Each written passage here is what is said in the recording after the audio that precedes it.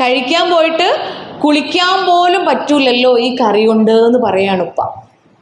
ഇത് കേട്ട പാടെ അടുക്കളയിൽ നിൽക്കണ ഉമ്മ ഇത് കേൾക്കുകയാണ്.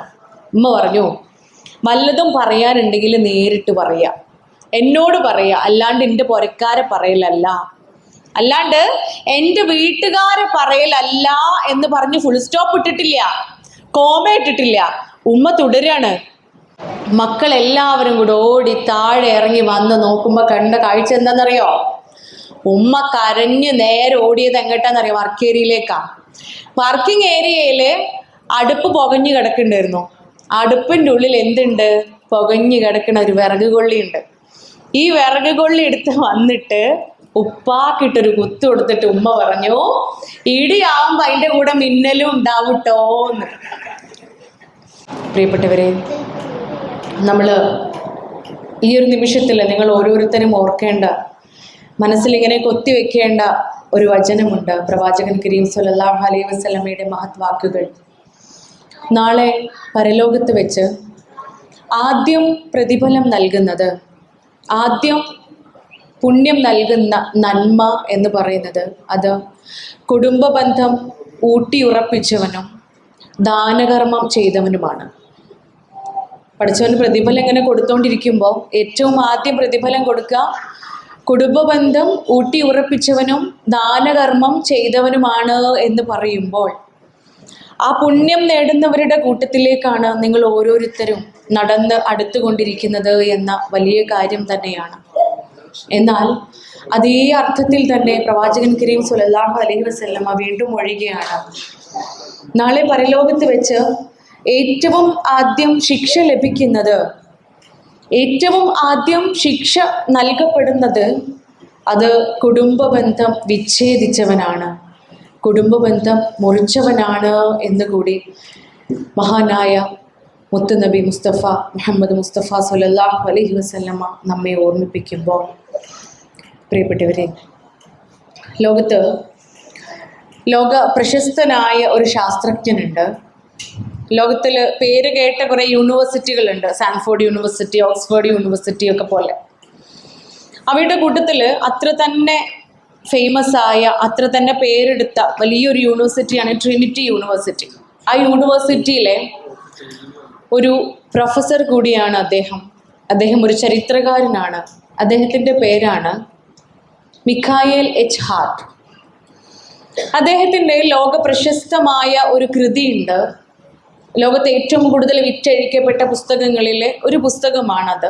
ആ പുസ്തകത്തിൻ്റെ പേരിങ്ങനെയാണ്, the 100 ranking of the most influential personalities in the history of world. അതായത് ലോകത്തുള്ള മനുഷ്യന്മാരിൽ ആദം നബി മുതൽ ലോകത്ത് ജനിച്ച് ജീവിച്ച് മരണപ്പെട്ടുപോയ അല്ലെങ്കിൽ ഇപ്പോഴും ജീവിച്ചു കൊണ്ടിരിക്കുന്ന കോടാനുകോടി മനുഷ്യന്മാരിൽ നിന്നും ലോകത്തുള്ള ഓരോ മനുഷ്യന്മാരിലും ഏറ്റവും കൂടുതൽ പ്രചോദനം നൽകുന്ന രൂപത്തിൽ ജീവിച്ച 100 പേരുടെ റാങ്കിങ് ആണ്, 100 പേരുടെ ലിസ്റ്റാണ് ആ പുസ്തകത്തിലുള്ളത്. അതിലുള്ള ആളുകളെ കുറിച്ച് ഇങ്ങനെയാണ് പറയുന്നത്, ഈ ആളുകളെ ഒരു മനുഷ്യന് ഉത്തമ മാതൃകയാക്കാൻ സാധിക്കുന്ന രീതിയിൽ ജീവിച്ച മരണപ്പെട്ട ആളുകളാണ്, അല്ലെങ്കിൽ ജീവിച്ചുകൊണ്ടിരിക്കുന്ന ആളുകളാണ് ആ പുസ്തകത്തിൽ എണ്ണപ്പെട്ട 100 പേര്. അതിൽ ഒന്നാമത്തെ റാങ്ക് കിട്ടിയ ഒരു മഹാനുണ്ട്. ഫസ്റ്റ് റാങ്ക്, ആ 100 പേരിൽ കൊടാനുകോടി മനുഷ്യന്മാരിൽ നിന്നും തിരഞ്ഞെടുത്ത ആ 100 പേരിൽ ഒന്നാം റാങ്ക് കിട്ടിയ മഹാൻ. ആ മഹാന് ജീവിതത്തിൽ ഇതുവരെ കളവ് പറഞ്ഞിട്ടില്ല. ജീവിതത്തിൽ ഒരിക്കൽ പോലും കരാറ് ലംഘിച്ചിട്ടില്ല. തൻ്റെ ജീവിത ലക്ഷ്യം അത് ഭൗതിക ലക്ഷ്യത്തിനപ്പുറത്തേക്ക് പാരത്രിക ജീവിത ലക്ഷ്യം വെച്ചുകൊണ്ട് ജീവിതത്തെ സൂക്ഷ്മമായി മാറ്റിയ മഹാനായിരുന്നു അദ്ദേഹം. തൻ്റെ പെരുമാറ്റ മഹാത്മ്യം കൊണ്ട്, തൻ്റെ സ്വഭാവ വൈഭവ്യം കൊണ്ട് ശത്രുക്കളിൽ പോലും സ്നേഹവും അതുപോലെ പരിഗണനയും നേടിയെടുക്കാൻ സാധിച്ച മഹത് വ്യക്തിയായിരുന്നു.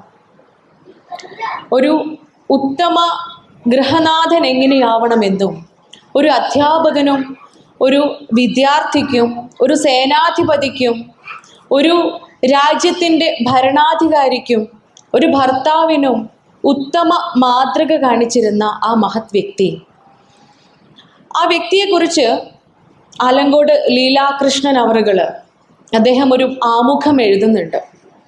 അതിങ്ങനെയാണ്: ഈ വ്യക്തിയെക്കുറിച്ച് അറിയുകയും മനസ്സിലാക്കുകയും ചെയ്യുക എന്നത് പുതിയ കാലഘട്ടത്തിൻ്റെ അനിവാര്യതകളിൽപ്പെട്ട ഒന്നാണ്. ഈ വ്യക്തി എല്ലാ മതവിശ്വാസികൾക്കും, ഇനി മതമില്ലാത്ത ആളുകൾക്കും ജീവിതത്തിൽ മാതൃക കാണിക്കാൻ ഏറ്റവും ഉചിതമായ ഒരു മനുഷ്യനാണ്. ഈ മനുഷ്യന്റെ ജീവചരിത്രം ഒരു മഹാ അത്ഭുതമാണ് എന്നാണ് പ്രിയപ്പെട്ട രചയിതാവ്, പ്രിയപ്പെട്ട കവി, പ്രിയപ്പെട്ട എഴുത്തുകാരൻ ആലങ്കോട് ലീലാകൃഷ്ണൻ അവറുകൾ പറയുന്നത്. പ്രിയപ്പെട്ടവരെ, നിങ്ങൾക്ക് തോന്നുന്നുണ്ടാവും എന്തിനാ ഇപ്പം ഇങ്ങനെ ഒരു മനുഷ്യനെ കുറിച്ച് ഇവിടെയൊക്കെ പറയണത് എന്നല്ലേ? ഇങ്ങനെ ഒരു വ്യക്തിയെക്കുറിച്ച് നമുക്കൊക്കെ ജീവിതത്തിൽ മാതൃകയാക്കാൻ പറ്റുന്ന ഒരു മനുഷ്യനാണ്. ആ മനുഷ്യനെ കുറിച്ച് നമ്മൾ ഇവിടെ ചർച്ച ചെയ്യുന്നത് ഒരുപക്ഷെ നമ്മുടെ ജീവിതത്തിലേക്ക് കൊണ്ടുവരാൻ വേണ്ടിയിട്ടാണ്. എൻ്റെ ജീവിതം എങ്ങനെയാവണം? നമ്മളൊക്കെ ജീവിക്കുന്നതിൻ്റെ അൾട്ടിമേറ്റ് ലക്ഷ്യം എന്ന് പറഞ്ഞാൽ എന്താ? കുറേ പൈസ ഉണ്ടാക്കാനാണോ? ഹലോ BMP-ക്കാരെ, നിങ്ങളോടാ ചോദിക്കണം, കുറേ പൈസ ഉണ്ടാക്കാനാണോ? നിങ്ങൾ ഇങ്ങനെ ഇരിക്കരുത് കേട്ടോ. ഒന്നാമത് നമ്മളാകെ 10-15 ആൾക്കാരേ ഉള്ളൂ. അപ്പം നിങ്ങൾ മിണ്ടിയിട്ടില്ലെങ്കിൽ എൻ്റെ എനർജി ആകെ പോയി പോകും ഇല്ലേ? കുറേ ആളുകളെ മുമ്പിൽ ഇങ്ങനെ ഇരിക്കുമ്പോൾ മുമ്പിലുള്ള 3-4 പേരെ മുഖത്തേക്ക് മാത്രം നോക്കിയാൽ മതി. പക്ഷെ നിങ്ങൾ ആകെ 10-15 ആൾക്കാരേ ഉള്ളൂ. അപ്പം എല്ലാവരും മുഖത്തേക്കും എനിക്ക് എത്തും. അപ്പം നിങ്ങൾ എത്രത്തോളം എനർജറ്റിക് ആയിട്ടിരിക്കണോ അത്രയും സ്മാർട്ടായിട്ട് എനിക്ക് നിങ്ങളോട് കമ്മ്യൂണിക്കേറ്റ് ചെയ്യാൻ പറ്റും. കുറേ പ്രസംഗമൊന്നും അല്ല ഉദ്ദേശിക്കുന്നത്. ഞാൻ എൻ്റെ ക്ലിനിക്കിലുള്ള കുറേ അനുഭവങ്ങളൊക്കെ നിങ്ങളോട് പറയും. ആ അനുഭവത്തിൽ നിന്ന് ഒരുപക്ഷെ അന്ന് അത് അനുഭവിച്ച സമയത്ത് ഞാൻ നെയ്തെടുത്ത ചില പാഠങ്ങളൊക്കെ ഉണ്ടാവും. എൻ്റെ ജീവിതത്തിൽ ഞാൻ അങ്ങനെ ആവില്ല, അല്ലെങ്കിൽ എൻ്റെ ജീവിതം അങ്ങനെ ആവരുത് എന്ന് ഞാൻ കരുതിയ ചില കാര്യങ്ങൾ നിങ്ങളെ പോലെ എൻ്റെ മുമ്പിൽ കിട്ടുന്ന കുടുംബാംഗങ്ങളോട് പറയണമെന്ന് ആഗ്രഹിക്കുക. അത്രേ ഉള്ളൂ അല്ലേ? അല്ലാണ്ട് മസിലൊടിച്ചിരിക്കൊന്നും വേണ്ട. അപ്പം നമ്മൾ ജീവിക്കുന്നത്, നമ്മളുടെ ജീവിതത്തിൻ്റെ ലക്ഷ്യം എന്ന് പറയുന്നത് കുറേ പൈസ ഉണ്ടാക്കാനല്ല, കുറേ പേരും പ്രശസ്തിയും സ്ഥാനമാനങ്ങളും ഒക്കെ ഉണ്ടാക്കുക എന്നതിലപ്പുറത്തേക്ക് ഇതൊക്കെ ഉണ്ടെങ്കിലും, ഇതൊക്കെ ആസ്വദിക്കാൻ പറ്റണമെങ്കിൽ, കുറേ സ്വത്തും സമ്പത്തൊക്കെ ഉണ്ടെങ്കിൽ, കുറേ സ്ഥാനമാനവും പേരും പ്രശസ്തിയും ഒക്കെ ഉണ്ടെങ്കിലും അതൊക്കെ അതേ അർത്ഥത്തിലും ആഴത്തിലും നമുക്ക് ആസ്വദിക്കാൻ സാധിക്കണമെങ്കിൽ പ്രിയപ്പെട്ടവരെ, അതിൻ്റെ കൂടെ അല്ലെങ്കിൽ അവയ്ക്കൊക്കെ മുകളിലായിക്കൊണ്ട് നമുക്ക് ഉണ്ടാവേണ്ട ഒരു കാര്യമുണ്ട്. അതെന്താണ്? സ്വസ്ഥതയും സമാധാനവുമാണ് അല്ലേ? സ്വസ്ഥതയും സമാധാനവും ഇല്ലെങ്കിൽ, സമാധാനം സംതൃപ്തി ഇല്ലെങ്കിൽ ഇതൊക്കെ വേസ്റ്റാണ്. എത്ര സമ്പത്ത് ഉണ്ടായിട്ട് ഒരു കാര്യമില്ല, എത്ര സ്വത്ത് ഉണ്ടായിട്ട് ഒരു കാര്യമില്ല. അത് പറഞ്ഞപ്പോൾ മനസ്സിൽ ഓർമ്മ വന്നതാണ് ഒരു കേസ്. ഒരിക്കലും ഒരു സ്ത്രീ കൗൺസിലിങ്ങിന് വരികയാണ് ക്ലിനിക്കിൽ. ഒരു കൂടെ ഒരു ഭർത്താവും മക്കളൊക്കെ ഉണ്ട്. അപ്പം ആദ്യം അവരാണ് ക്ലിനിക്കിൽ കയറി വന്നത്. കയറി വന്ന ഉടനെ തന്നെ എൻ്റെ അടുത്ത് പറഞ്ഞത്, ഡോക്ടറെ, ഞാൻ വന്നത് 1.5 കോടിൻ്റെ റേഞ്ച് റോവറിലാണ്. വന്ന് കയറിയപ്പോൾ തന്നെ ആ സ്ത്രീ എന്നോട് പറയാണ്, 1.5 കോടി വില മതിക്കുന്ന റേഞ്ച് റോവറിലാണ് ഞാൻ വന്നിട്ടുള്ളത്. എൻ്റെ വീട് 8000 സ്ക്വയർ ഫീറ്റ് ഉള്ള വീടാണ്. താഴെ 8 ബെഡ്റൂമും മുകളിൽ 8 ബെഡ്റൂമും ഉണ്ട്. ഫുൾ AC അറ്റാച്ച്ഡ് ആണ് എൻ്റെ വീട്. എനിക്ക് 5 കുട്ടികളുണ്ട്. എൻ്റെ ഭർത്താവിന് ആ അങ്ങാടിയുടെ ഓലെ വീട് നിൽക്കുന്ന അങ്ങാടിയുടെ പേര് പറഞ്ഞിട്ട് ആ അങ്ങാടി മുഴുവനുള്ള ബിൽഡിങ്ങും എൻ്റെ പുയ്യാപ്പിളൻ്റെയാണ്. അപ്പം ഞാൻ മനസ്സിലാലോചിച്ചു, നിങ്ങളിപ്പോൾ എന്തിനാ ഇങ്ങോട്ട് വന്നു എന്ന്. ക്ലിനിക്കിലേക്ക് ഇപ്പം എന്തിനേ വന്നു? ഉത്തരം അവിടെയാണ്. ഇതൊക്കെ ഉണ്ടായിട്ട് എനിക്ക് എന്താ? എനിക്ക് സ്വസ്ഥത ഇല്ലല്ലോ, എനിക്ക് സമാധാനം ഇല്ലല്ലോ, ഇതൊന്നും എനിക്ക് ആസ്വദിക്കാൻ പറ്റുന്നില്ലല്ലോ എന്നതായിരുന്നു അവരുടെ ചോദ്യം. പ്രിയപ്പെട്ടവരെ, നമ്മളൊക്കെ മനസ്സിലാക്കേണ്ടത് അതുമാണ്. നമ്മൾ കിടന്നുറങ്ങുന്നത് ഒരു കുഞ്ഞു കുടിലാവാം. മഴയിൽ നിന്നും വെയിലിൽ നിന്നും മാത്രം നമ്മെ രക്ഷിക്കുന്ന ഒരു കുഞ്ഞു 4 ചുമരുകളും ഒരു മേൽക്കൂരയും മാത്രമുള്ള കുടിലായിരിക്കാം. ഒരുപക്ഷെ സുഖലോലുപതകളോ സുഖ സൗകര്യങ്ങളോ എല്ലാം കുറവായിരിക്കും. പരിമിതമായ ആ ഇടത്തും സ്വസ്ഥതയും സമാധാനവും കണ്ടെത്താൻ സാധിക്കുക, സമാധാനത്തോടെ അൽഹംദുലില്ലാഹ് എന്ന് പറഞ്ഞുകൊണ്ട് കിടന്നുറങ്ങുവാനും ഉണരുവാനും സാധിക്കുക എന്നതാണ് അള്ളാഹു നൽകുന്ന അനുഗ്രഹങ്ങളിൽ ഏറ്റവും വലിയ അനുഗ്രഹം. അതിനു വേണ്ടിയാണ് നമ്മൾ സദാസമയം പ്രാർത്ഥിച്ചുകൊണ്ടിരിക്കുന്നത് അല്ലേ? അതുകൊണ്ട് തന്നെ സ്വസ്ഥതയും സമാധാനം നിറഞ്ഞ ജീവിതം തേടി നടക്കുകയാണ് നമ്മളൊക്കെ. എവിടെ സമാധാനം ഉള്ളത്, എവിടെ സ്വസ്ഥത ഉള്ളത് എന്നിങ്ങനെ തെരഞ്ഞു നടക്കുമ്പോൾ ഇങ്ങനെ ഒരു മനുഷ്യനെ കുറിച്ച് ലോക പ്രശസ്തരായ ആളുകളൊക്കെ പറയാം, ഇങ്ങനൊരു മനുഷ്യനുണ്ട്. ഏത് മതവിശ്വാസികൾക്കും ഇദ്ദേഹത്തെ, ഈ മഹത് വ്യക്തിയെ മാതൃകയാക്കി ജീവിക്കാം. ഈ മനുഷ്യന്റെ ജീവിതം കണ്ട് ജീവിച്ചാൽ സ്വസ്ഥതയോട് കൂടിയിട്ട്, സമാധാനത്തോട് കൂടിയിട്ട് നമുക്ക് ജീവിക്കാം. അത് ആത്മീയതയിലൂടെയാണെങ്കിലും, അഥവാ പാരത്രിക ലോകത്തേക്ക് വേണ്ടിയിട്ടാണെങ്കിലും, ഭൗതിക ലോകത്തേക്ക് വേണ്ടിയിട്ടാണെങ്കിലും ഈ മനുഷ്യനെ നിങ്ങൾ മാതൃകയാക്കുക എന്ന് ലോകം കണ്ട എല്ലാ മഹാന്മാരും പറയുമ്പോൾ, ഇനി എന്താണ് അത് ഈ കുടുംബസംഗമത്തിൽ അതിൻ്റെ പ്രാധാന്യം എന്നായിരിക്കും. ഈ വ്യക്തിയുടെ ജീവിതം എല്ലാ മേഖലകളിലും, ആ വ്യക്തി ജീവിച്ച് കാണിച്ചു കൊടുത്ത എല്ലാ മേഖലകളിലും മാതൃക കാണിച്ച മഹാനാണ്. അതുകൊണ്ട് തന്നെ ഈ ഒത്തുകൂടൽ കുടുംബ സംഗമമാണ് ഇവിടെ നടന്നുകൊണ്ടിരിക്കുന്നത്. കൂടുമ്പോൾ ഇമ്പം പകരുന്നതിൻ്റെ സംഗമം. കൂടുമ്പോൾ ഇമ്പാണ് ഉണ്ടാവുന്നത്. ഓൾറെഡി നിങ്ങൾ ഓരോ കുടുംബങ്ങളും കൂടുമ്പോൾ ഇമ്പാ. ഇവിടെ എല്ലാ കുടുംബങ്ങളും കൂടെ ഒരുമിച്ചിരിക്കുക. അപ്പൊ ഇവിടെ ഉണ്ടാവണ ഇമ്പം എത്ര ആഴത്തിലായിരിക്കും അല്ലേ? പക്ഷെ നിങ്ങൾ മുഖത്ത് കാണില്ല എന്ന് മാത്രം. ഉറക്കം വരുന്നുണ്ടാ നിങ്ങൾക്ക്? എന്തേനും ഉച്ചക്ക് ബിരിയാണി ചെയ്യുന്നു? വെറുതെ അല്ല, നല്ല ചിക്കൻ ബിരിയാണി. പോത്ത് ബിരിയാണിയാ? എന്നാ പിന്നെ പറയണ്ട. ഉള്ള നെയ്യൊക്കെ അല്ലേ വയറ്റി കിടന്ന് ഇങ്ങനെ ദഹിച്ച് അതിന്റെ പ്രവർത്തനമൊക്കെ നടന്നുകൊണ്ടിരിക്കുന്ന സമയമാ. സ്വാഭാവികമായിട്ട് ഉറക്കം വരും. പറഞ്ഞിട്ട് കാര്യമുണ്ടോ? പക്ഷെ ഉറങ്ങരുത്. ഞാൻ 3 മണിക്കൂർ ട്രാവൽ ചെയ്തിട്ടാണ് വരുന്നത്. എൻ്റെ വീട് നിലമ്പൂരും കഴിഞ്ഞ് എടക്കരയാണ്. എൻ്റെ വീട്ടിൽ നിന്ന് ഒരു 30 കിലോമീറ്ററും കൂടെ പോയാൽ നമ്മൾ ഊട്ടിയാ. മനസ്സിലായല്ലോ? അപ്പൊ തമിഴ്നാട് കേരള ബോർഡറിൽ നിന്നാണ് ഞാൻ വരുന്നത്. നിങ്ങൾ ഓർക്കണം. അപ്പൊ ഉറങ്ങരുത്. നമ്മൾ കുറച്ചല്ലേ ഉറങ്ങുന്ന ആളെ പിടിച്ചിട്ട് ഞാൻ ക്വസ്റ്റ്യൻ ചോദിക്കൂട്ടാ. കാരണം കുറച്ച് പേരേ ഉള്ളൂ, എനിക്ക് വേഗം കാണാൻ പറ്റുന്നു. പിന്നെ ഞാൻ ഓർമ്മിപ്പിക്കാം. അപ്പൊ പ്രിയപ്പെട്ടവരെ, ഈ കൂടുമ്പോൾ ഇമ്പം പകരുന്ന നിങ്ങളുടെ ഈ ശുഭമുഹൂർത്തത്തില് ഇവിടെ ആ മനുഷ്യൻ, ആ മഹത് വ്യക്തി, അദ്ദേഹത്തിന്റെ കുടുംബ ജീവിതം എങ്ങനെയായിരുന്നു എന്ന് നോക്കിക്കാണുകയും അത് നമ്മുടെ ജീവിതത്തിലേക്ക് ഇങ്ങോട്ട് കൊണ്ടുവരാനും അത് നമ്മുടെ ജീവിതത്തിൽ പ്രാവർത്തികമാക്കാനും എനിക്കും നിങ്ങൾക്ക് ഓരോരുത്തർക്കും ഒന്ന് ശ്രമിച്ചു നോക്കാം എന്നത് മാത്രമാണ് ഇദ്ദേഹത്തെക്കുറിച്ചുള്ള ഈ ചർച്ചയുടെ പ്രാധാന്യം. നിങ്ങൾക്ക് ആർക്കെങ്കിലും ഗസ് ചെയ്യാൻ പറ്റുമോ ആരാണ് ആ മഹത് വ്യക്തി എന്ന്? The 100 ranking of the most influential personalities in the history of world എന്ന് പറയുന്ന ലോകത്തെ ഏറ്റവും കൂടുതൽ വിറ്റഴിക്കപ്പെട്ട പുസ്തകങ്ങളിൽ ഒരു പുസ്തകമാണത്. ആ പുസ്തകത്തിൽ 100 പേരെ എണ്ണി പറഞ്ഞപ്പോൾ അതിൽ 1ാമത്തെ റാങ്ക് ലഭിച്ചത് പ്രിയപ്പെട്ടവരെ അഭിമാനത്തോടെ നമുക്ക് ഓരോരുത്തർക്കും എഴുന്നേറ്റ് നിന്ന് പറയാൻ സാധിക്കും. ഏകനായ ഇലാഹിന്റെ പ്രവാചകൻ മുഹമ്മദ് മുസ്തഫ സ്വല്ലല്ലാഹു അലൈഹി വസല്ലമയായിരുന്നു ആ മഹത് വ്യക്തി. സമാധാന സന്തോഷം തേടി നമുക്ക് എവിടേക്കെങ്കിലും പോകണോ? എവിടെയെങ്കിലും പോകണോ? നമ്മൾ പ്രിയപ്പെട്ടവരെ നമ്മുടെ പ്രവാചകരാണ്. ഈ ഭൂമിയിൽ അള്ളാഹു കഴിഞ്ഞാൽ നമ്മൾ ഏറ്റവും കൂടുതൽ സ്നേഹിക്കേണ്ട എൻ്റെ പ്രിയപ്പെട്ട പ്രവാചകൻ അവറുകളെ കുറിച്ചാണ് മഹാന്മാരിങ്ങനെ പുകഴ്ത്തി പാടുന്നത്. ആ ജീവിതത്തെ, ആ മഹത്തായ ജീവിതത്തെ നമ്മൾ ഇങ്ങനെ അങ്ങ് എടുക്കേണ്ടേ വേണ്ടൂ. അത് നമ്മുടെ ജീവിതത്തിലേക്ക് കൊണ്ടുവരികയേ വേണ്ടൂ. സമാധാനവും സന്തോഷവും സംതൃപ്തിയും നാം പോലും അറിയാതെ നമ്മുടെ കൂടെ അങ്ങ് വന്നോളൂ. അതുകൊണ്ട് ഈ ഒരവസരത്തിൽ, ഈ വേളയിൽ ഏറ്റവും കൂടുതൽ നമ്മൾ ഓരോരുത്തരും കേൾക്കുവാനും അനുഭവിപ്പിക്കുവാനും അർഹമായ ജീവിതം ആ മഹത് വ്യക്തിയുടേത് തന്നെയാണ് എന്ന് ഉറപ്പിച്ചുകൊണ്ട് ഞാൻ എൻ്റെ ഒരു അനുഭവത്തിലേക്ക് പോവാം. എപ്പോഴും ക്ലിനിക്കിൽ ഞാൻ കേൾക്കുന്ന പരാതിയാണ്, ഡോക്ടറെ ഇവളെ ഒന്ന് നന്നാക്കി തരുമോ, അല്ലെങ്കിൽ ഡോക്ടറെ ഇവനെ ഒന്ന് നന്നാക്കി തരുമോ, ഇയാളെ ഒന്ന് ശരിയാക്കി തരുമോ, അല്ലെങ്കിൽ ഞങ്ങളെ ഒന്ന് ശരിയാക്കി തരുമോ എന്നൊക്കെ. ഈ ശരിയാക്കുക, നന്നാക്കുക എന്നൊക്കെയുള്ള വാക്കാണ് എപ്പോഴും കേൾക്കുക.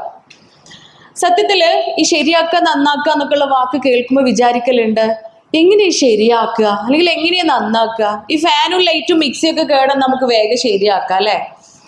അത് മെക്കാനിക്കിൻ്റെ അടുത്ത് കൊണ്ടുകൊടുത്ത് അത് ശരിയാക്കി കൊടുക്കാം. ഈ ജീവനോടെ പച്ചയായ മജ്ജയും മാംസവും ബുദ്ധി വികാര വിചാരങ്ങളൊക്കെ ഉള്ള മനുഷ്യന്മാരെ ശരിക്കും നമുക്ക് നന്നാക്കാൻ പറ്റുമോ? പറ്റുണ്ടയാളെ VMPക്കാർ നിങ്ങളാ പറയണ്ടേ, നന്നാക്കാൻ പറ്റുമോ? ആര് വിചാരിച്ചല്ല നന്നാവുക? അപ്പൊ നിങ്ങൾ തരക്കേടില്ല. ഇതൊക്കെ ഉള്ളിൽ ഇങ്ങനെ വെച്ചുകാണ്ടല്ലേ മുണ്ടാണ്ട് മസിൽ മുടിച്ചിരിക്കണേ. അവരവര് വിചാരിക്കണം അല്ലേ? അത് വേറൊരാളുടെ മുമ്പിൽ വന്നിട്ട് ഇന്നൊന്ന് നന്നാക്കി തരുമോ, ശരിയാക്കി തരുമോ എന്ന് ചോദിച്ചിട്ട് ഒരു കാര്യമില്ല. ഞാൻ നന്നാവണോ, ഞാൻ ശരിയാകണോ, ഞാൻ ഏറ്റവും നല്ലതാവണോ എന്ന് തീരുമാനിക്കേണ്ടത് ഞാനാ. അല്ലാണ്ട് എൻ്റെ ചുറ്റുമുള്ള ആളുകൾ ഒരുമിച്ച് വിചാരിച്ചിട്ടും കാര്യമല്ല, ഞാൻ നന്നാവൂല. അങ്ങനെയാണ് നമ്മളുടെ മനുഷ്യന്റെ സൃഷ്ടിപ്പ് എന്ന് പറയുന്നത്. അപ്പോ എപ്പോഴും ക്ലിനിക്കിൽ നന്നാക്കി തരുമോ എന്ന് ചോദിച്ചു വരുന്ന ആളുകള് അതിന്റെ കൂടെ തന്നെ പറയുന്ന ഒരു പരാതിയാണ്, എന്താ എൻ്റെ കുടുംബം മാത്രം ഇങ്ങനെ, അല്ലെങ്കിൽ എന്താ എൻ്റെ വീട് മാത്രം ഇങ്ങനെ, അല്ലെങ്കിൽ എൻ്റെ ഭർത്താവ് മാത്രം എന്താ ഇങ്ങനെ, അല്ലെങ്കിൽ എൻ്റെ ഓള് മാത്രം, എൻ്റെ ഭാര്യ മാത്രം എന്താ ഇങ്ങനെ, അല്ലെങ്കിൽ എൻ്റെ കുട്ടികൾ മാത്രം എന്താ ഇങ്ങനെ, അല്ലേ, എൻ്റെ മക്കൾ മാത്രം എന്താ ഇങ്ങനെ, അല്ലെങ്കിൽ എൻ്റെ മാതാപിതാക്കൾ മാത്രം എന്താ ഇങ്ങനെ എന്നുള്ള ചോദ്യം. എന്തുകൊണ്ട് എൻ്റേത് മാത്രം ഇങ്ങനെ? സത്യത്തില് എൻ്റേത് മാത്രം ഇങ്ങനെ എന്നുള്ളൊരു ചോദ്യം ഉണ്ടോ? നമുക്കൊരു കഥ കേൾക്കാം അല്ലേ. ചോദ്യം ഉണ്ടോ ചോദിച്ചാൽ ചോദ്യമുണ്ട്. ഒരു കഥ കേൾക്കാം. കഥ ഇഷ്ടമല്ലേ നിങ്ങൾക്കൊക്കെ? ഒരിക്കല് രണ്ടാൾക്കാർ സ്വർഗവും നരകവും കാണാൻ പോവാ. കഥയാണ് കേട്ടോ, കഥയിൽ ചോദ്യമില്ല, അതുകൊണ്ടാണ് കഥയാണ് എന്ന് ഞാൻ പിന്നെയും പറയണത്. രണ്ടാൾക്കാര് സ്വർഗവും നരകവും കാണാൻ വേണ്ടിയിട്ട് പോവാ. അങ്ങനെ ഇവര് പോയി നരകത്തിന്റെ മുമ്പിലെത്തി. നോക്കുമ്പോൾ നരകത്തിന്റെ വാതിലൊന്നുമില്ല, ജനല് മാത്രമേ ഉള്ളൂ. ഇവര് ജനലൊക്കെ തുറന്ന് ജനലിന്റെ ഉള്ളിൽ കൂടെ നോക്കുമ്പോൾ കണ്ട കാഴ്ച, നരകത്തിന്റെ ഉള്ളില് ഒരു ടേബിൾ ഇങ്ങനെ വിരിച്ചു വെച്ചിട്ടുണ്ട്. വലിയ ടേബിളാണ്, വിശാലമായ തേന്മേശയാണ്. ആ റൂമൊക്കെ കാണാൻ നല്ല ഭംഗിയുണ്ട്, ഒരുപാട് കൊത്തുപണികളൊക്കെ ഉള്ള നല്ല ഭംഗിയുള്ള റൂമാണ്. ടേബിളിൽ വിരിച്ചിരിക്കുന്ന വിരിയൊക്കെ നല്ല ചിത്രപ്പണികളൊക്കെ ഉള്ള നല്ല മനോഹരമായ വിരിയൊക്കെ വിരിച്ച് ഭംഗിയായി ടേബിള് നിറയെ വിഭവ സമൃദ്ധമായ ആഹാരപാനീയങ്ങളാണ്. കുറേ പാനപാത്രങ്ങളൊക്കെ നിറച്ച് വെച്ചിട്ടുണ്ട്. പാത്രം നിറയെ ഭക്ഷണ പദാർത്ഥങ്ങളാണ്. അങ്ങനെ കുറച്ച് സമയം ഈ ടൂർ വന്ന ആളുകൾ ഇതൊക്കെ ഇങ്ങനെ നോക്കി നിൽക്കുക. പെട്ടെന്നൊരു ബെല്ലടിച്ചപ്പോൾ നരകത്തിലുള്ള ആൾക്കാരൊക്കെ കൂടെ ഭക്ഷണം കഴിക്കാൻ വേണ്ടി ഓടി വരിക. പക്ഷെ ഉണ്ടല്ലോ, ഈ വന്ന ആളുകൾക്കൊക്കെ ഒരു പ്രത്യേകത ഉണ്ടായിരുന്നു. എല്ലാവരുടെയും കൈകള് ഒരു ഇരുമ്പ് ദണ്ടുമായിട്ട് ഇങ്ങനെ കെട്ടി വെച്ചിട്ടുണ്ട്. നീളത്തിലുള്ള ഒരു ഇരുമ്പ് ദണ്ടിലേക്ക് ശരീരത്തിൽ നിന്നും നിവർത്തി കെട്ടി വെച്ചിട്ടാണ് എല്ലാവരുടെയും രണ്ട് കൈകളും ഉള്ളത്. പക്ഷെ എല്ലാവരും വന്ന്, എല്ലാവർക്കും നല്ല വിശപ്പുണ്ട്, ഓടി വരികയാണ്. എല്ലാവരും വന്ന് അവരവരുടെ കയ്യിൽ ഭക്ഷണം എടുത്തു. പക്ഷെ ഭക്ഷണം കഴിക്കാൻ പറ്റുമോ? കഴിക്കാൻ കഴിയുമോ? എന്തുകൊണ്ടാ? ഈ കൈ ഇരുമ്പ് ദണ്ടിൽ കെട്ടി വെച്ചിട്ടുള്ളത്. അത് മടങ്ങൂല. അത് മടങ്ങാത്തോണ്ട് തന്നെ അവർക്ക് ആർക്കും ഭക്ഷണം കഴിക്കാൻ പറ്റുന്നില്ല. സ്വാഭാവികമായിട്ടും കയ്യിലുള്ള ഭക്ഷണമൊക്കെ കുറേ പേരതൊക്കെ ചാടിപ്പോയി. പാത്രത്തിലുള്ളത് കുറേ പേർക്ക് എടുക്കാനും പറ്റില്ല. അങ്ങനെ അത് ഭക്ഷണം മുഴുവൻ കുറച്ച് സമയം കൊണ്ടങ്ങ് ചീത്തയായി, വേസ്റ്റായി, നഷ്ടപ്പെട്ടങ്ങ് പോവാണ്.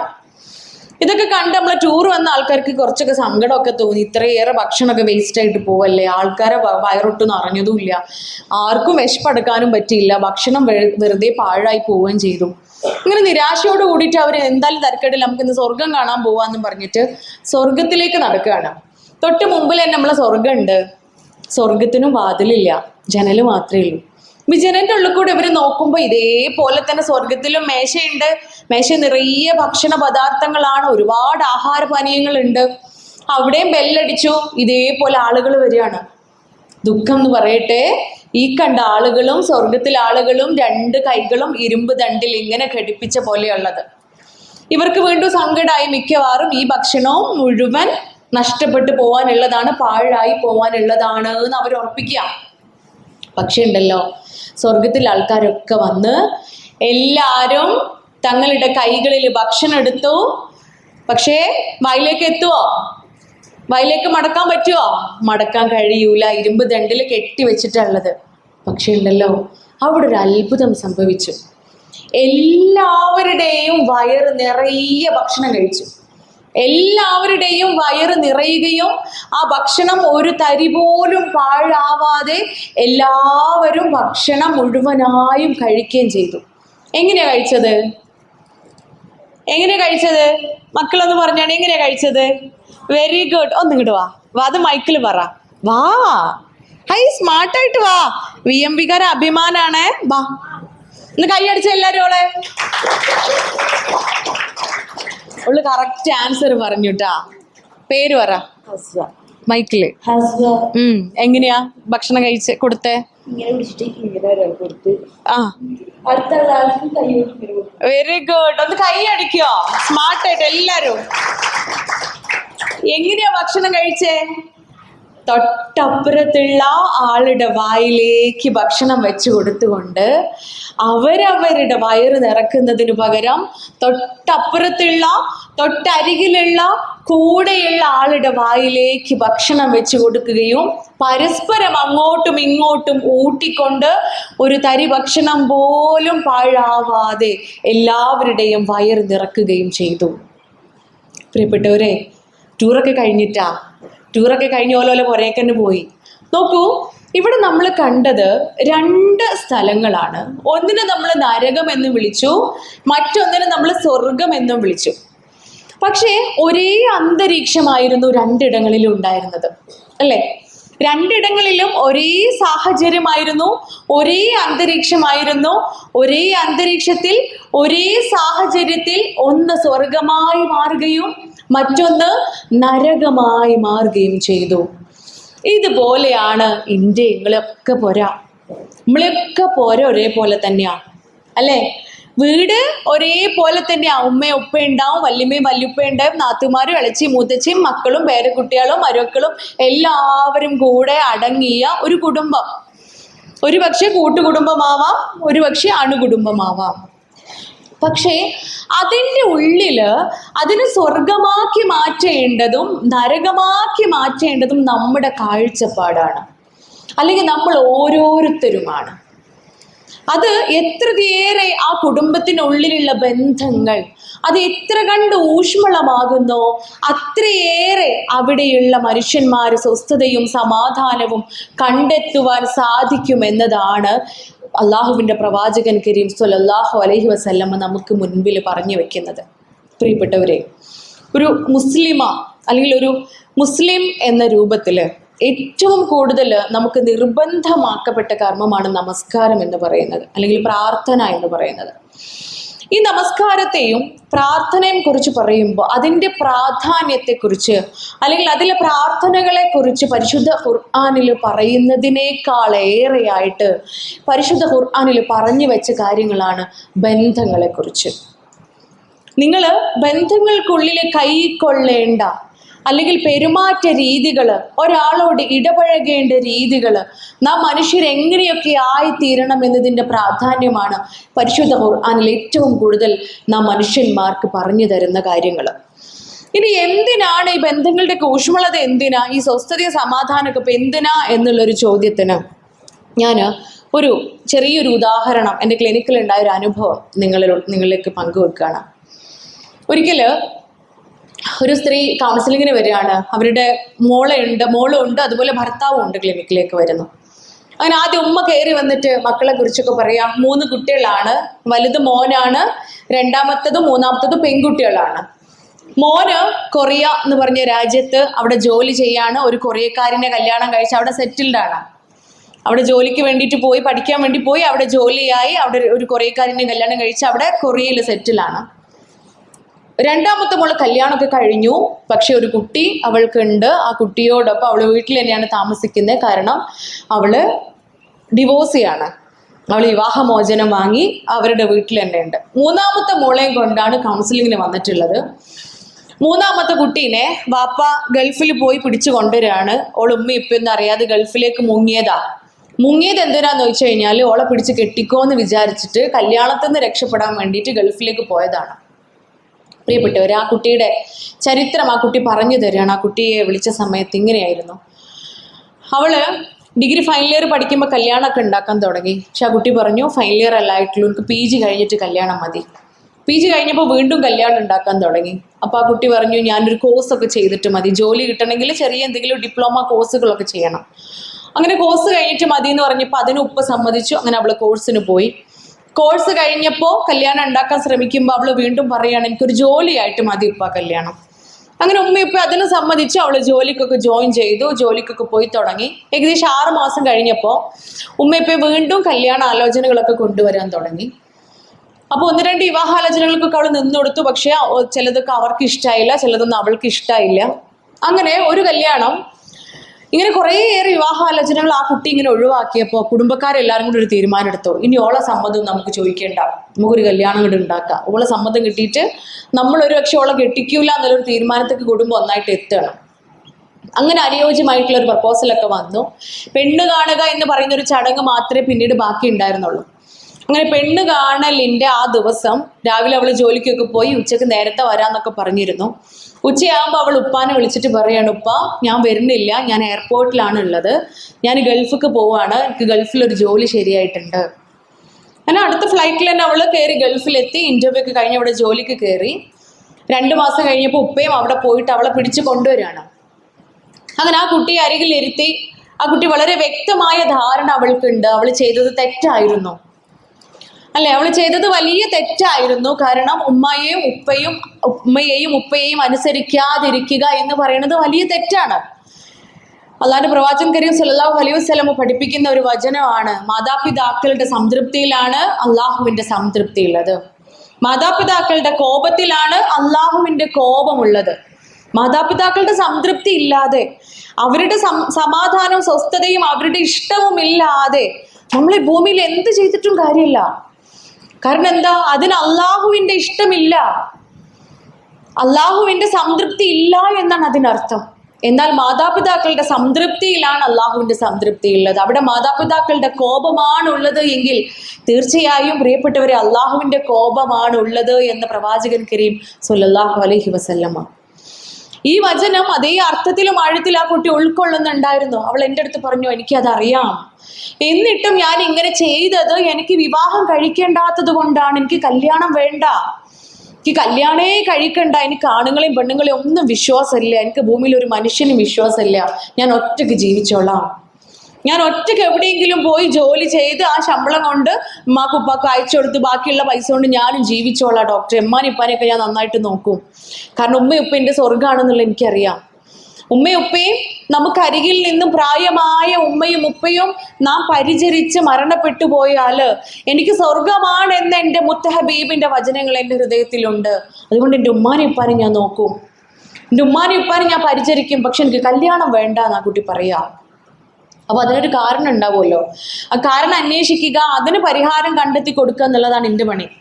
കാരണം ചോദിച്ചപ്പോ ഈ കുട്ടി ചെറുപ്പം മുതലേയുള്ള അവളുടെ അനുഭവങ്ങൾ പറയാണ്. അവൾ എന്നോട് ചോദിച്ചു, എന്തിനാ ഡോക്ടറെ കല്യാണം കഴിക്കണത്? മനുഷ്യന്മാരെ സ്വസ്ഥതയും സമാധാനം സന്തോഷമൊക്കെ നഷ്ടപ്പെടുത്താൻ എന്തിനാ കല്യാണം കഴിക്കണേന്ന്. അപ്പോൾ യഥാർത്ഥത്തില് വിവാഹം കഴിക്കുന്നതിന് പ്രവാചകൻ കരീം സല്ലല്ലാഹു അലൈഹി വസല്ലമ വിവാഹത്തെ ഒരു മനുഷ്യന് ശാരീരികമായോ അല്ലെങ്കിൽ മാനസികപരമായോ യാതൊരു പ്രയാസങ്ങളും ഇല്ല എങ്കിൽ, അസുഖങ്ങളൊന്നും ഇല്ല എങ്കിൽ ആ വ്യക്തി വിവാഹം കഴിച്ചിരിക്കണം. അത് സ്ത്രീയാണെങ്കിലും പുരുഷനാണെങ്കിലും വിവാഹം കഴിച്ചിരിക്കണം. അത് നിർബന്ധമാക്കപ്പെടാത്ത ഒരു കർമ്മമാക്കിയത് ഒരു പക്ഷേ രോഗാവസ്ഥകൾ കാരണം മനുഷ്യന്മാർക്ക് വിവാഹം കഴിക്കാൻ കഴിയാത്ത സാഹചര്യങ്ങൾ വരുമ്പോൾ നിർബന്ധമാക്കുക എന്ന കർമ്മം കൊണ്ട് പ്രയാസപ്പെടാതിരിക്കാനാണ്.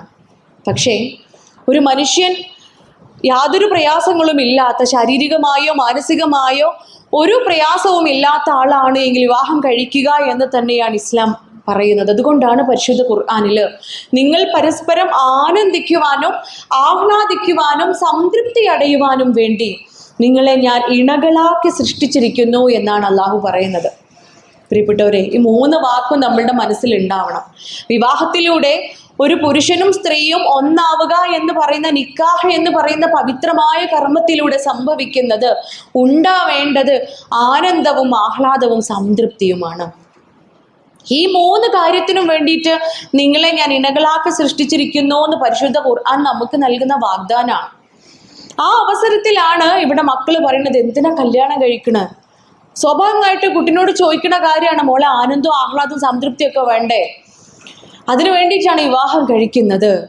അത് പറയുമ്പോൾ ആ കുട്ടി തിരിച്ചു ചോദിച്ച ചോദ്യം എന്താണെന്നറിയോ? ഞാനതിൻ്റെ പുറയിൽ കണ്ടിട്ടില്ലല്ലോ ഡോക്ടറെ എന്നുള്ളതാണ്.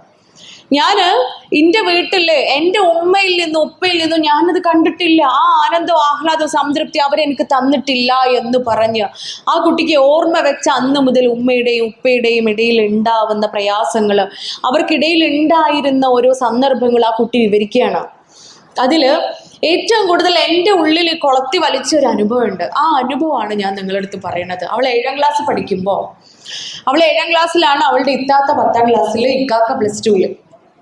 ആ സമയത്ത് ഒരു ദിവസം അവരൊക്കെ പഠിക്കുകയാണ്. ഉപ്പ വീട്ടിൽ വന്നിട്ട് ഉമ്മാനോട് പറഞ്ഞു ഭക്ഷണം എടുത്തു വെക്കാൻ. അങ്ങനെ ഉമ്മ ഭക്ഷണമൊക്കെ എടുത്തു വെച്ചിട്ട് ഉമ്മ നേരെ അടുക്കളയ്ക്ക് പോവാണ്. അടുക്കളയിൽ എത്തിയപ്പോൾ ഉപ്പ സീറ്റിൽ വന്നിരുന്നു, ഭക്ഷണ തീന്മേശയ്ക്ക് അരികിലിരുന്നു. എന്നിട്ട് അന്ന് മീൻകറി അമ്മ ഉണ്ടാക്കിയിരുന്നെന്ന് പറഞ്ഞു. ഈ മീൻകറി പാത്രത്തിൽ നിന്നും കയ്യിൽ ഇങ്ങനെ എടുത്തിട്ട് മുകളിലേക്ക് ഇങ്ങനെ ഒഴിച്ചു നോക്കിയിട്ട് ഉപ്പ ഉമ്മാന്റെ പേര് വിളിച്ചിട്ട് പറഞ്ഞു അത്രേ, ഉമ്മാന്റെ പേര് നമുക്ക് പൊന്നാനി ആക്കല്ലേ കുറച്ചു നേരം, നിങ്ങൾക്ക് പരാതി ഉണ്ടാ? പൊന്നാനി ആയിക്കോട്ടെ അല്ലേ? ആ ഓക്കെ, നിങ്ങളെ സമ്മതത്തോട് കൂടിയിട്ടാട്ടോ പറയണേ, അതിന് പരാതി പറയരുതേ.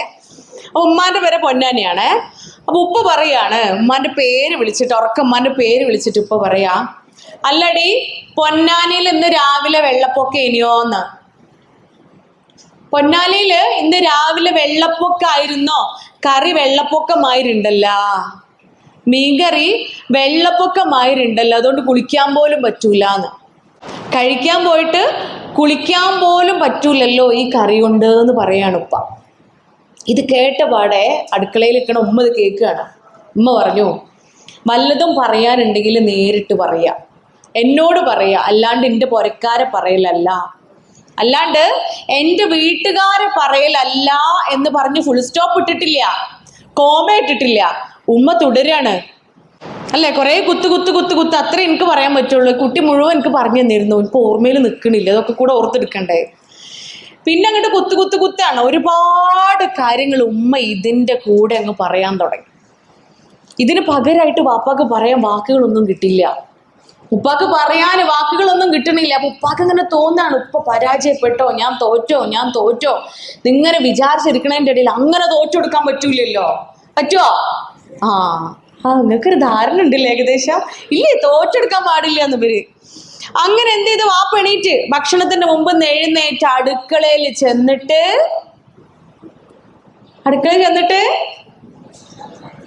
അതങ്ങളീ കഥ കേട്ടിക്കണാ? നിയമ്പികാർ ഇത് എന്റെ അനുഭവം അല്ലേ, പിന്നെ എങ്ങനെ നിങ്ങളിത് പറയാം ഒറ്റ കൊടുക്കുന്നു? ഇവർക്ക് ഏകദേശം ഒരു ധാരണയൊക്കെ ഉണ്ട് കേട്ടാ എന്താ സംഭവിക്കണേന്ന്. അടുക്കളയിൽ ചെന്നിട്ട് ഓളോട് പറഞ്ഞ്, കുറെ നേരമായില്ലേ ഈ പെയ്യാൻ തുടങ്ങിയിട്ട്, ഒരൊറ്റ കൊടുത്തുകാണ്ട് പറയാ, കുറെ നേരമായില്ലേ ഈ പെയ്യാൻ തുടങ്ങിയിട്ട്, മഴയാവുമ്പോ അതിന്റെ കൂടെ ഇടി ഉണ്ടാവൂട്ടോന്ന്, മഴയാവുമ്പോ അതിന്റെ കൂടെ ഇടി ഉണ്ടാവൂട്ടോന്നും പറഞ്ഞ് മൂപ്പര് ജയിച്ചല്ല അല്ലേ?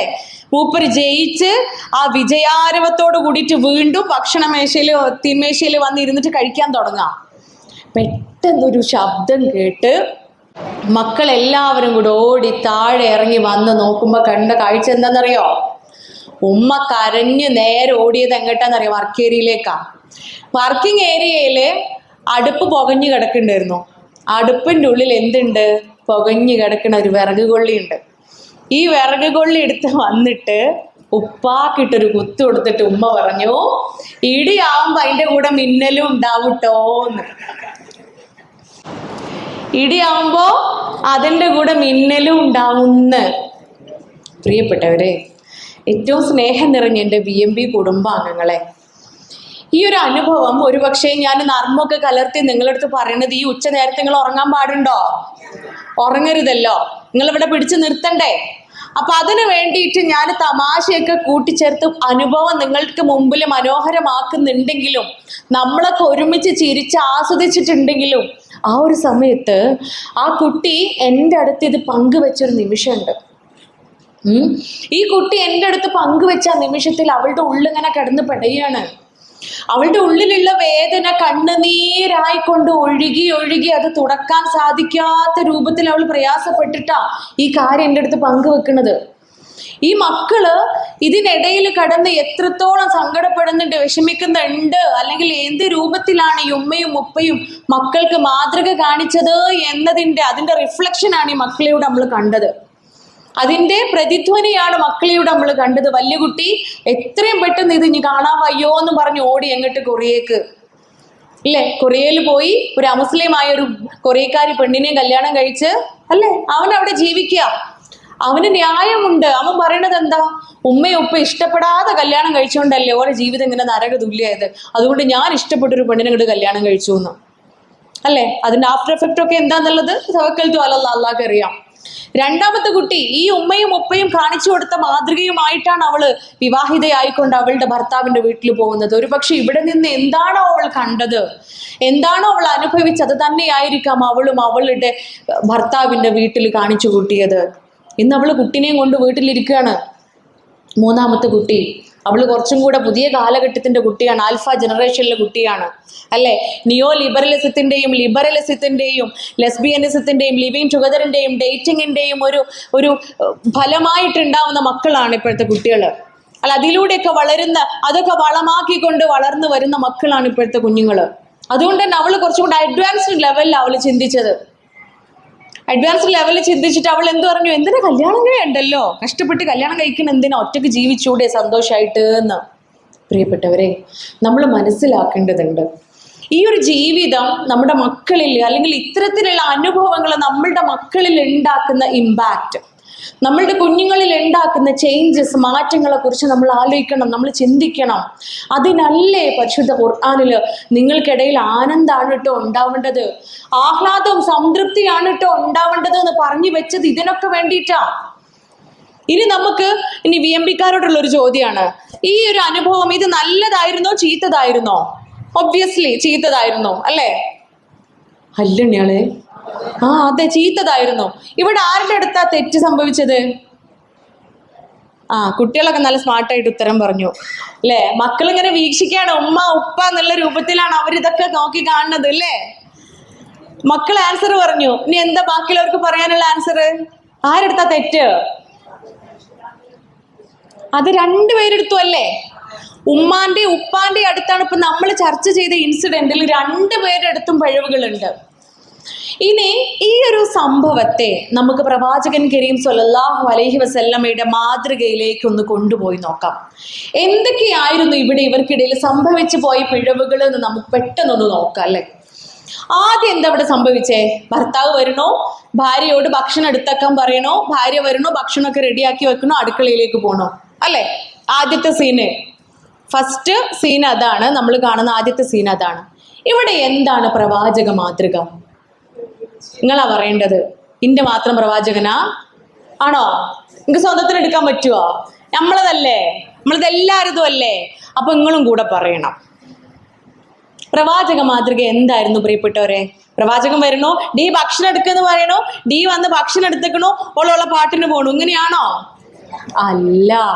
പ്രവാചകൻ കരീം സ്വല്ലല്ലാഹു അലൈഹി വസല്ലമ പ്രിയപ്പെട്ട ആണുങ്ങളോട് പറയുന്നുണ്ട്, പ്രിയപ്പെട്ട VMB-കാരെ, VMB-യിൽ ആണുങ്ങളെ, ഇങ്ങനെയാണ് പ്രവാചകൻ പറയുന്നത്, നിങ്ങൾ നിങ്ങളുടെ കുടുംബത്തിന് വേണ്ടി ചെയ്യുന്ന ഓരോ കാര്യങ്ങളും നിങ്ങൾക്ക് ദാനകർമ്മത്തിന്റെ പ്രതിഫലം നൽകുന്നതാണ്, നിങ്ങൾക്ക് സ്വതക്കയുടെ കൂലി കിട്ടുന്നതാണ് എന്നാണ് പ്രവാചകൻ കരീം സ്വല്ലല്ലാഹു അലൈഹി വസല്ലമ പറയുന്നത്. നമ്മളെ കുടുംബത്തിന് വേണ്ടി ചെയ്യുന്ന ഓരോ കാര്യങ്ങളും സ്വതക്കയുടെ പ്രതിഫലം നൽകുന്നവയാണ്. കൂടെ പറയാ, തീർന്നിട്ടില്ല. നിങ്ങൾ നിങ്ങളുടെ ഇണയുടെ വായിലേക്ക്, നിങ്ങൾ നിങ്ങളുടെ ഭാര്യയുടെ വായിലേക്ക് ഭക്ഷണം വെച്ച് കൊടുക്കുന്നത് പോലും, ചോറ് വിളമ്പിച്ച് അടുക്കളയ്ക്ക് മണ്ടി ആരെ തൊള്ളേക്കാ മൂപ്പര് വെച്ചു കൊടുക്കുക? ആരെ വായിക്ക് വെച്ചെടുക്കും? മൂപ്പര് സ്വന്തം വായിലേക്ക് വെച്ച് വയറ് നിറക്കേണ്ടി വരും ഇല്ലേ? പ്രവാചകന്റെ മാതൃക അവിടെ നടക്കുവോ? ഇല്ല. അപ്പൊ ഭക്ഷണം വിളമ്പി വെച്ച് അടുക്കളയ്ക്ക് മണ്ടലല്ല, നമ്മൾ കൂടെ നിൽക്കണം, നമ്മളും കൂടെ കഴിക്കണം. കൂടെ ഇരുന്ന് ഭക്ഷണം കഴിക്കുമ്പോഴാണ് പ്രവാചകൻ സ്വല്ലല്ലാഹു അലൈഹി വസല്ലമ വീണ്ടും പറയുന്നുണ്ട്, നിങ്ങൾ മക്കൾക്ക് മുൻപിൽ വെച്ച് സ്നേഹം പ്രകടിപ്പിക്കുക, നിങ്ങൾ മക്കൾക്ക് മുൻപിൽ വെച്ച് സ്നേഹം പ്രകടിപ്പിക്കുക, നിങ്ങൾ മക്കൾക്ക് മുൻപിൽ വെച്ച് പരസ്പരം വായിലേക്ക് ഭക്ഷണം വെച്ച് കൊടുക്കുക, പരസ്പരം വായിലേക്ക് ഭക്ഷണം വെച്ച് കൊടുക്കുക. പ്രിയപ്പെട്ടവരെ, പ്രിയപ്പെട്ട കല്യാണം കഴിഞ്ഞ VMB-കാരെ, എത്ര കാലമായിട്ടുണ്ടാവും അങ്ങോട്ടും ഇങ്ങോട്ടും ചോറുകളെ വെച്ചെടുത്തിട്ട്? നിങ്ങൾ ആലോചിച്ചാൽ മതി. നിങ്ങൾ എന്നെ ഒന്ന് സ്വയം വിലയിരുത്താൻ വേണ്ടിയിട്ടാ ചോദിക്കണേ. എത്ര കാലമായിട്ടുണ്ടാവും? ഒരു 4-5 വയസ്സ് വരെ കുട്ടികൾക്ക് വാരി കൊടുത്തിട്ടുണ്ടാവൂലേ ഇല്ലേ? ഒരു 4-5 വയസ്സ് വരെ മക്കൾക്ക് നമ്മൾ വാരി കൊടുക്കും. അതും മക്കള് 10ാം ക്ലാസ്സിലും +2-ലും എത്തിയിട്ട് വാരി തരാൻ പറഞ്ഞാൽ വാരി കൊടുക്കുവോ? ഒറ്റക്ക് അങ്ങോട്ട് കഴിച്ചു എന്നറിയൂലേ? വാരി കൊടുക്കണന്മാരുണ്ട് കേട്ടാ, എപ്പോഴും വാരി കൊടുക്കണന്മാരുണ്ട്.